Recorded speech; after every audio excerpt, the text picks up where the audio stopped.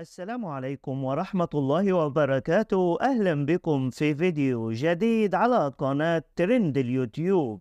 وموعد مباراة الهلال والنصر ضمن مباريات الجولة الخامسة عشر من الدوري السعودي للمحترفين، ومعلق المباراة والقناة الناقلة للمباراة.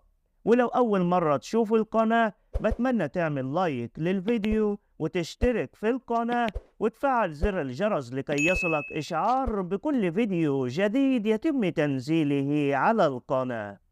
وموعد المباراة يوم الجمعة 1 ديسمبر 2023 الساعة 9 مساء بتوقيت مكة المكرمة على استاد مدينة الملك فهد الرياضية بالرياض.